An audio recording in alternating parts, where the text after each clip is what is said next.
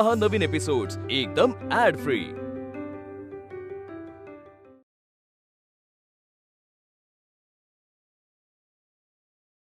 तुला शरू म्हणायचं का नंदा? काय विलक्षण खेळ आहे ने?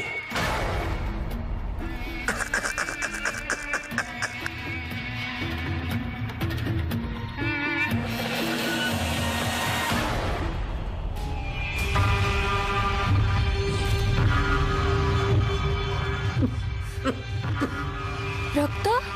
अरे रे, साध्या खोकल्यानं मरणार हा नाना नाही नाही, कधी काळी हा माझा देह होता। या देहाला मरण कसं प्रशस्त आलं पाहिजे, म्हणजे खूप वेदना झाल्या पाहिजे, जीव असा तुटला पाहिजे, आतल्या आत घुसमटला पाहिजे। सांग कसा मारू याला? अंगात किडे पडून मरू दे हा, की याचा एक एक अवयव मी तोडून टाकू किंवा त्याची त्वचाच अशी सोलून काढली तर कसं वाटेल? मी तुला सोडणार नाही।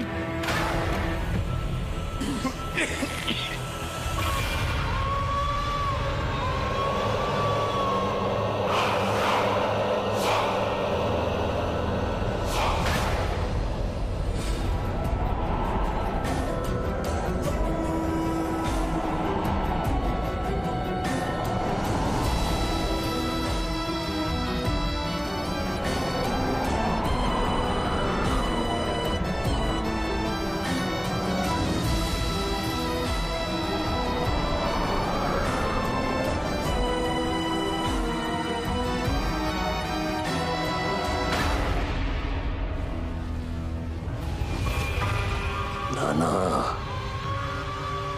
अखेरीस मासोळी माझ्या जाळ्यात सापडली। तुझी नंदा माझ्या हाताला लागली नाना।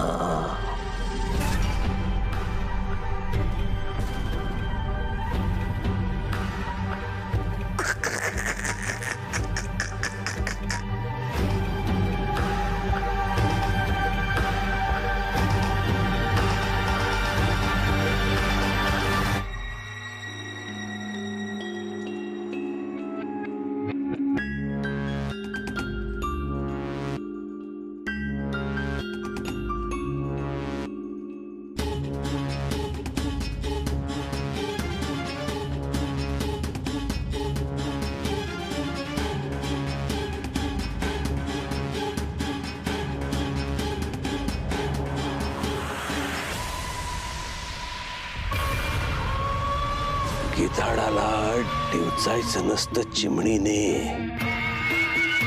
पण तू डिवचलंस। मेल्यानंतर आपल्या मार्गाने जायला पाहिजे होतंस तू, पण नाही केलीस। त्या तुझ्या बापाच्या नानाच्या मदतीने माझ्यावर चाल करत राहिलीस काय? पण ठीक आहे, आता एवढं सगळं केलंच आहेस तर तुला मी संपवण्यासाठी कसलीही कसूर ठेवणार नाही नंदे। चल नंदे, पुन्हा एकदा नष्ट व्हायला तयार हो। कुकर्माय स्वाहा कुकर्माय इदं नमः। कुठे आहे मी इथे कशी आले? हे तुझं अखेरचं ठिकाण। या ठिकाणाहून तू दूर दूर जाणार, परत कधी न येण्यासाठी। आपली तोंड ओळख झालीच होती, मग आता शेवटची भेट नको का नंदा? या नरकात तुझं स्वागत आहे। अंतु, अंतु वाचा, अंतु, अंतु मला वाचव, अंतु।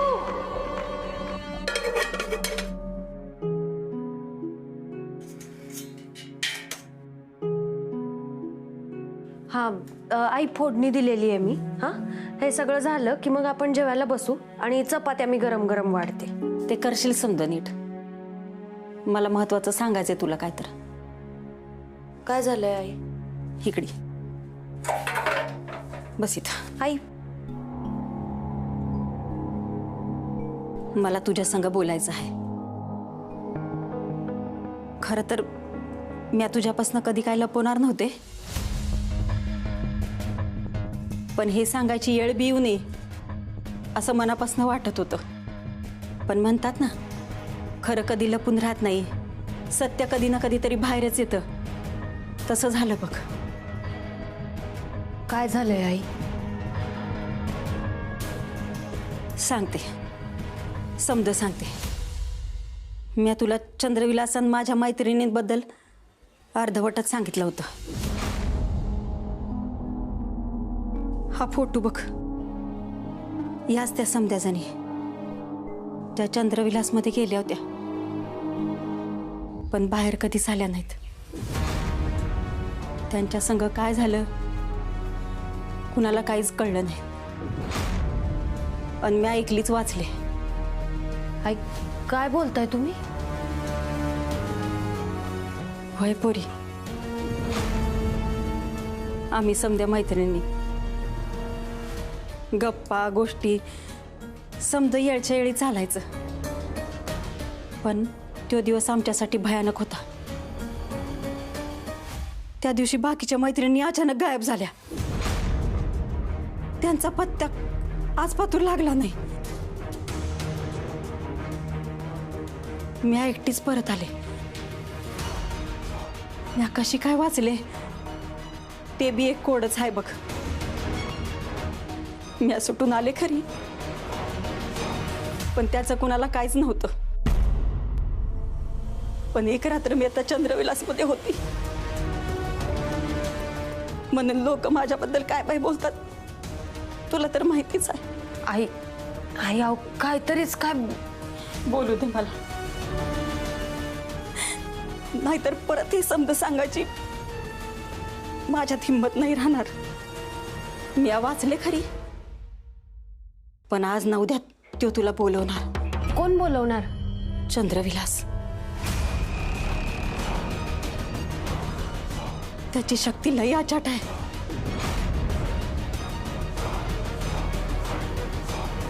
मी त्या चंद्रविलास मधून आले. थोड्याच दिवसात पोटुशी राहिली,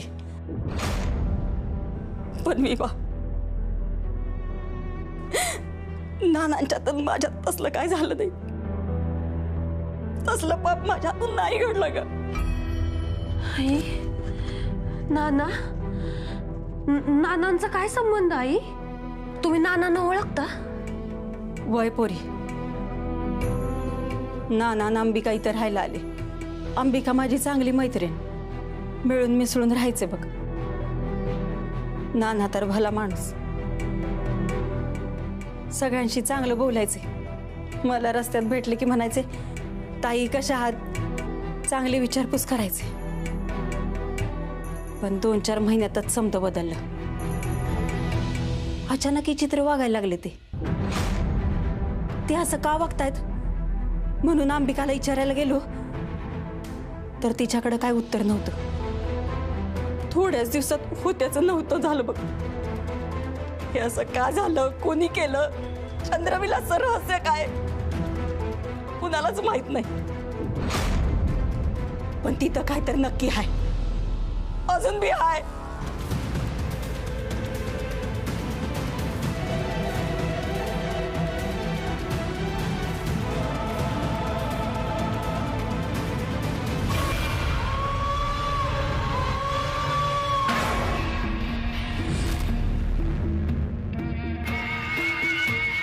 मी आहे इथे. कोणतंही रहस्य असं सांगून कळत नाही, त्याचा शोध घ्यावा लागतो. आणि तो शोध लागेपर्यंत आपण त्या रहस्याचा भाग होतो. नंदे, आता तू सुद्धा या रहस्याचा भाग आहेस, म्हणून तुला सांगतो. कोण आहे इथे? कोण आहेस तू? मी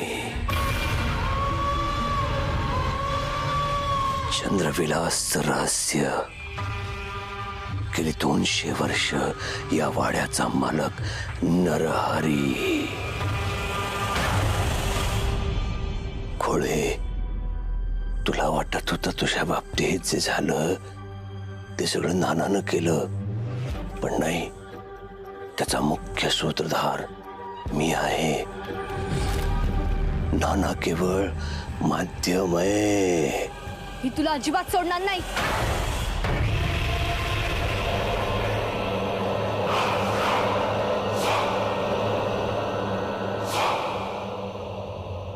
माझी इच्छा असेल तरच माझ्यापर्यंत पोचता येतं. चंद्रविलास मधला प्रत्येक कोपरा माझ्या अखत्यारीत आहे. मी म्हणेन तोच स्वर्ग आणि तोच नरक. याच नरकातली ही जागा तुला आठवतीये का? नाना, मला या मूर्तीची भीती वाटते. नाना, शांत हो नंदे. हा त्रास आता थोड्या वेळासाठीच आहे. मग तुझ्या आयुष्यात निरव शांतता असेल. चल, समाधीस्थ होण्याची वेळ आली तुझी. इतक्यात रडवेली कशी झालीस ग? जे नानानं केलं ते आता तुझ्या भावाला करायचंय. चल, महासोहळ्याच्या तयारीला लाग. मी तर कधीच तयारीला लागलोय. हे बघ,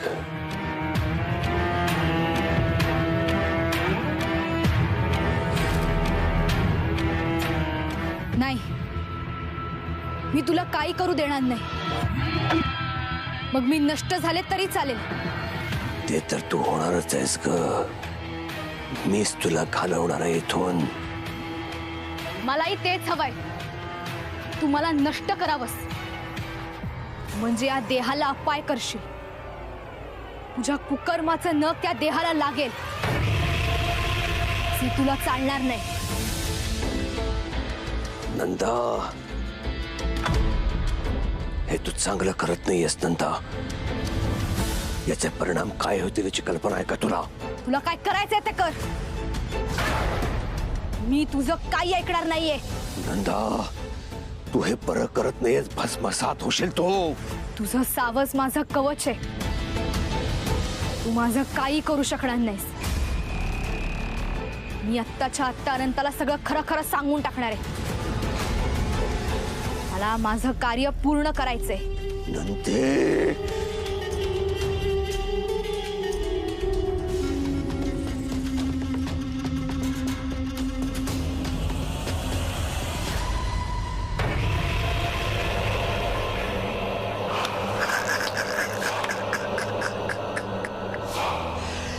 विसरलीस की काय नंदे? चंद्रविलास आहे हा. आणि चंद्रविलास मध्ये आलेली बाई कुठली स्त्री परत जात नाही. आई, तुम्ही जे सांगताय ते खरंच खूप भीतीदायक आहे. वय पोरी, तिथे एखादी स्त्री अडकली ना, तिची सुटका नाही. आई, आई, पण हे नेमकं सगळं कधी घडायला लागलं? नक्की कधीपासून काय सांगता येणार नाही. नाना आणि अंबिका इथं राहायला आले त्या दिवशीच्या औषेपासनं, म्हणजे अघोरी औषेपासनं सगळ्या गोष्टी बदलल्या. कुणाला काय कळायच्या आताच अंबिका निघून गेली अचानक. ना आम्ही तिला हुडकायला गेलो, पण बाकीच्या गायब झाल्या आणि मी वाचले. आई, तिथं नेमकं काय पाहिलं तुम्ही?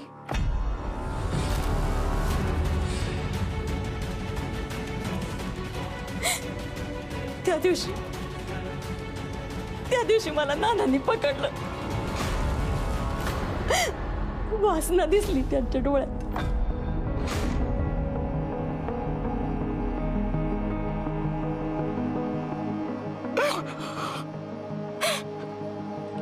त्यांची नजर बदलली होती,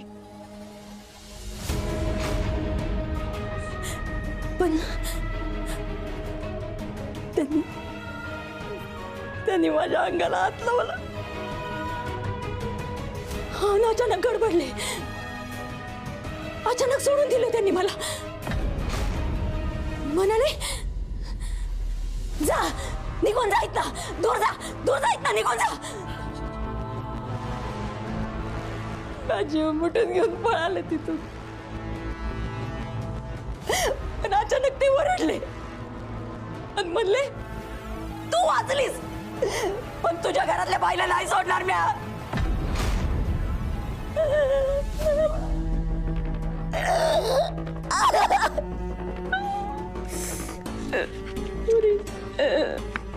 मी समजा अनुभवलंय अगं, म्हणून तुझी काळजी वाटते, म्हणून तुला सांगते का, ऐक माझं. यातून बसा बरं इकडे.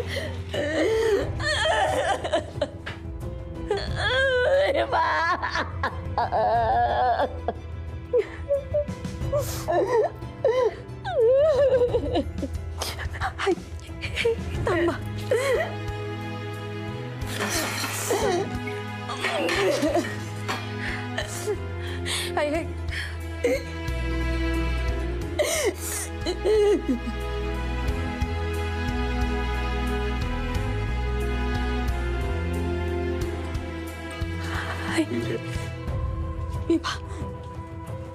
त्या दिवशी ते नाना नव्हते, कुणीतरी त्यांच्याकडनं हे समज करून घेत होतं.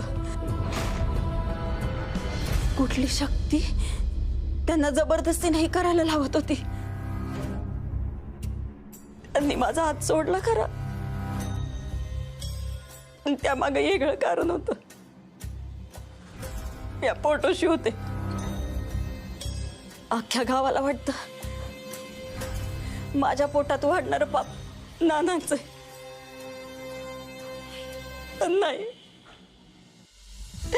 मी काय पाप नाही केलं ग. मी बाप. आई तुम्ही गावच्या लोकांकडे लक्ष देऊ नका बरं.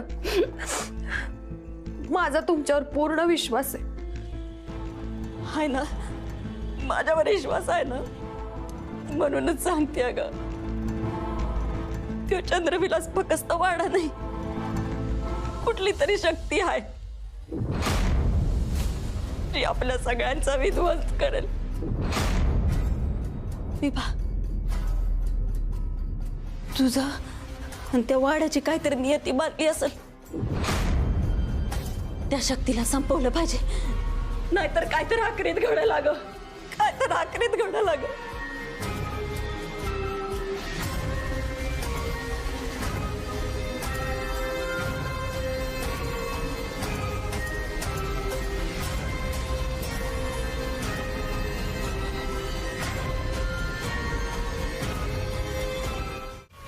शर्वरीच्या देहाचा वापर करून तिच्या आड लपून माझ्यावर हल्ला करतेस काय? पण लक्षात ठेव नंदे, जिथं मी माझ्या नातलगांना सोडलं नाही तर तुझ्या या फडतोच देहाची काय पत्रास. खोळी ग खोळी. नंदे, कसं कळलं नाही ग तुला? तुझ्या बापाचा म्हणजे नानाचा देह जीर्ण झाल्यानंतर मी शर्वरीला इथे बोलवून घेतलं, अनंताला. हा, म्हणजे समजा अनंताचं कुटुंब गेलं, पण दुसरे कुटुंब येणारच नाहीत असं थोडंच आहे. त्यांनाही शर्वरी सारख्या मुली असतील की.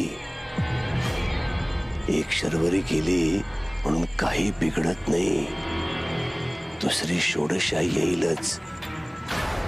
माझी शक्ती मला मदत करणार, मी अमर होणार.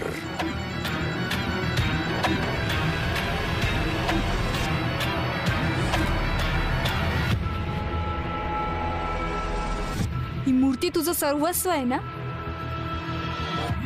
आजवर तू या मूर्तीच्या जेवावर कित्येक निष्पाप लोकांचा बळी घेतलायस. तुझं गुपित तुम्हाला सांगून चूक केलीस. या मूर्तीचे तुकडे पुन्हा एक संध होणार नाहीत अशी मी त्याची अवस्था करेन. तुझ्या शरीरांतराची प्रक्रिया पहिल्यांदाच खंडित होईल नरहरी पंता.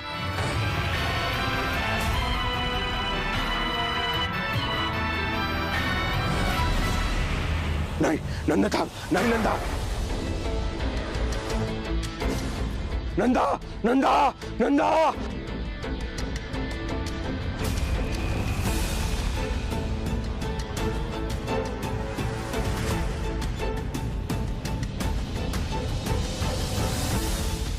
बघ या शक्तींचं काय झालं. तुटली, नष्ट झाली. आता तू काहीच करू शकणार नाहीस. पृथ्वी, अग्नी, जल, वायू, आकाश तुमच्यात हे तुकडे समाविष्ट झाले तर 5 दिशांना 5 तुकडे केले. पंचमहाभूतानो असा सूड उगवलात माझ्यावर तर हे असं व्हायला नको होतं.